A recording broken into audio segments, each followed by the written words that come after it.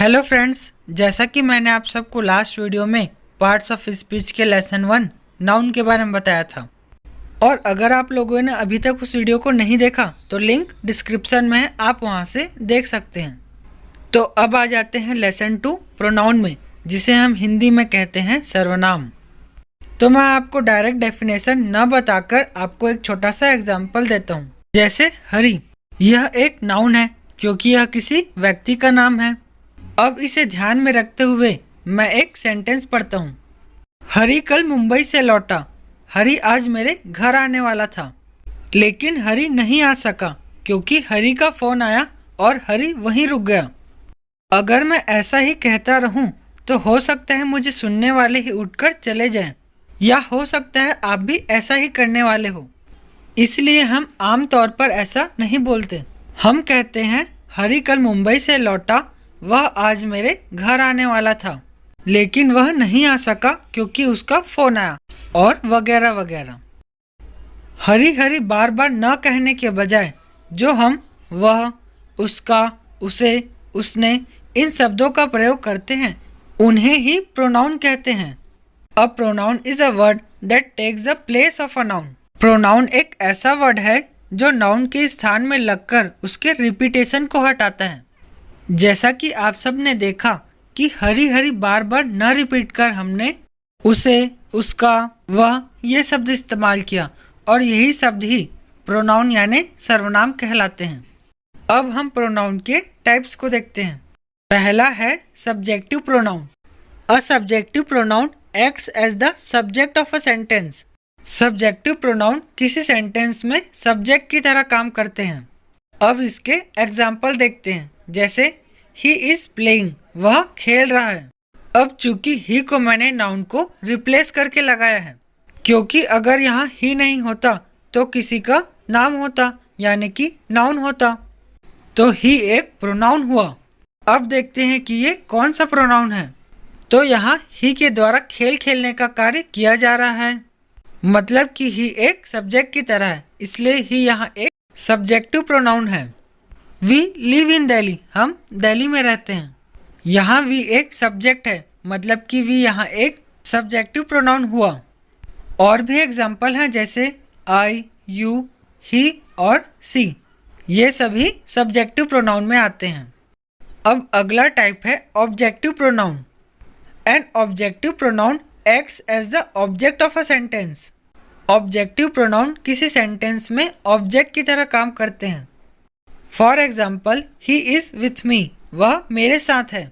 यहाँ ही तो subjective pronoun है, बट लास्ट में जो मी लगा हुआ है वो ऑब्जेक्टिव प्रोनाउन है, क्योंकि ये ऑब्जेक्ट की तरह काम कर रहा है। शी इज टेलिंग हिम, वह उसे बता रही है। यहाँ हिम एक ऑब्जेक्ट है, मतलब कि हिम एक ऑब्जेक्टिव प्रोनाउन हुआ। रवि गिफ्टेड यू, रवि ने तुम्हें गिफ्ट दिया। यहाँ यू ऑब्जेक्ट है, तो यू एक ऑब्जेक्टिव प्रोनाउन हुआ। और भी एग्जाम्पल है, जैसे मी, हिम, हर, अस और देम। नेक्स्ट टाइप है possessive pronoun. A possessive pronoun tells the ownership and show that something belongs to someone. Possessive pronoun ownership को बताता है कि यह चीज़ मेरी है या उसकी है, और शो करता है कि ये पर्टिकुलर थिंग इस व्यक्ति को बिलोंग करती है। For example, this is my book, यह मेरी किताब है। यहाँ माई एक पॉजेसिव प्रोनाउन है, क्योंकि माई यहाँ बुक पर अपना अधिकार जमा रहा है कि यह मेरा है। वहीं मैं कह देता दिस बुक इज माइन, यह किताब मेरी है। दोनों सेंटेंस में मीनिंग तो वही है, बट कहने का तरीका अलग अलग है। और यहाँ माइन आया है, माई नहीं आया। तो अब इसको थोड़ा डिटेल में समझते हैं कि कब क्या लगाना है। यहाँ मैंने सभी के कॉलम्स बना दिए हैं, तो आइए इन्हें समझते हैं। पहले कॉलम में मैंने सारे वर्ड्स को लिख दिया है। अब इसके इंग्लिश में ट्रांसलेशन को समझते हैं। पहला है मैं। दोस्तों, अगर मैं सेंटेंस में सब्जेक्ट की तरह काम करे तो आई आएगा, ऑब्जेक्ट की तरह काम करे मी आएगा, एडजेक्टिव की तरह काम करे माई आएगा, और पॉजेसिव की तरह काम करे माइन आएगा। दूसरा है तुम। अगर सब्जेक्ट है तो यू, ऑब्जेक्ट है तो भी यू, एडजेक्टिव है तो यूअर, और पॉजेसिव है तो यूअर्स। उसी तरह वह, उस, उसे, उसका के लिए ही, हिम, हिज और हिज। और बाकी के कन्वर्सन भी आपके स्क्रीन पर हैं, आप सब इसका स्क्रीनशॉट ले लीजिए। इसमें सब्जेक्ट और ऑब्जेक्ट तो आपको पता ही होगा, और एडजेक्टिव वैसे तो हम हमारे आने वाले वीडियोस में डिटेल में समझेंगे, बट अभी के लिए मैं आपको बता देता हूँ कि एडजेक्टिव ऐसे वर्ड्स को कहते हैं जो नाउन और प्रोनाउन को डिस्क्राइब करें। जैसे ओल्ड मैन, यहाँ मैन एक नाउन है, पर जो उसके सामने ओल्ड लगा हुआ है वो उस मैन यानी नाउन को और अच्छे से डिस्क्राइब कर रहा है कि वह मैन ओल्ड है, तो ओल्ड एक एडजेक्टिव हुआ। उसी तरह माई पेन, यहाँ माई एक एडजेक्टिव हुआ।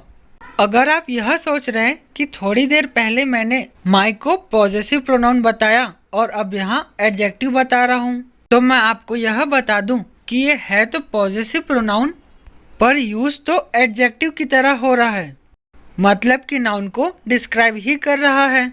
तो इसीलिए हम ऐसे वर्ड्स को पॉजेसिव एडजेक्टिव के नाम से भी जानते हैं। इसको साइड में रखते हुए हम कुछ एग्जाम्पल भी देख लेते हैं, जिससे हमको यह और अच्छे से क्लियर हो सके। फॉर एग्जाम्पल, यह उसका घर है। मान लीजिए कि मैं यह किसी लड़की के लिए कह रहा हूँ। यह उसका जो है वो घर यानी नाउन के पहले लगा हुआ है, मतलब कि ये एडजेक्टिव है, तो हम एडजेक्टिव वाला केस अप्लाई कर देंगे। और उसका के लिए एडजेक्टिव है हर, तो यह बनेगा दिस इज हर हाउस। और अगर मैं कहता यह घर उसका है, तो अब यहाँ उसका जो है वो घर के बाद आया, मतलब ये एडजेक्टिव नहीं है, सिर्फ पॉजेसिव प्रोनाउन है, तो पॉजेसिव वाला केस अप्लाई कर देंगे। तो यह बनेगा दिस हाउस इज हर्स। तुम मेरे दोस्त हो, यहाँ मेरे जो है वो दोस्त यानी नाउन के पहले आया है, मतलब ये एडजेक्टिव हुआ, तो एडजेक्टिव वाला रूल अप्लाई कर दूँ। मेरे के लिए एडजेक्टिव है माई, तो यह बनेगा यू आर माई फ्रेंड। एक और एग्जाम्पल देखिए, यह क्लास तुम्हारा है। इसमें तुम्हारा जो है वो यदि क्लास के पहले लगा होता तो वह एडजेक्टिव होता, बट अभी ये क्लास के बाद लगा है, तो ये सिर्फ पॉजेसिव की तरह काम कर रहा है। तो पॉजेसिव वाला रूल लगा के ये बनेगा this class is yours. Next type है reflexive pronoun. It refers back to a person और थिंग। ये किसी पर्सन और थिंग को वापस से रिफर करता है, मतलब इसका यूज हम तब करते हैं जब सेंटेंस में सब्जेक्ट और ऑब्जेक्ट सेम हो। जैसे I will do it my self, मैं यह खुद करूँगा। यहाँ सब्जेक्ट भी मैं हूँ और ऑब्जेक्ट भी मैं ही हूँ। डू इट योर सेल्फ या योर सेल्व्स, तुम इसे खुद करो। अगर आप यानी मुझे सुनने वाले एक हुए तो मैं योर सेल्फ कहूँगा, और यदि एक से अधिक हुए तो मैं योर सेल्व्स कहूँगा। रिफ्लेक्सिव प्रोनाउन में अधिकतम तौर पर सेंटेंस में खुद ये वर्ड आता है, जैसे हिमसेल्फ वो खुद किसी पुरुष के लिए, हर सेल्फ वो खुद किसी स्त्री के लिए, देम सेल्फ वे खुद, अवर सेल्फ हम खुद। ये सारे रिफ्लेक्सिव प्रोनाउंस हैं। अब नेक्स्ट टाइप है interrogative pronoun. A pronoun which is used to ask the question. ऐसे प्रोनाउन जो क्वेश्चन पूछने के लिए इस्तेमाल किए जाते हैं, जैसे हु आर यू, तुम कौन हो। यहाँ हु एक प्रोनाउन है क्योंकि ये किसी नाम यानी नाउन को रिप्लेस करके लगाया गया है। क्योंकि अगर मैं यहाँ हु नहीं लिखता तो मैं किसी का नाम लिखता। अब क्योंकि ये क्वेश्चन पूछ रहा है इसलिए इंट्रोगेटिव प्रोनाउन हुआ। उसी तरह है व्हेन विल यू कम, तुम कब आओगे। और भी बहुत से इंट्रोगेटिव प्रोनाउन है, जैसे what, which, whom, who, whose, whoever और whichever। नेक्स्ट टाइप है डेमोन्स्ट्रेटिव प्रोनाउन।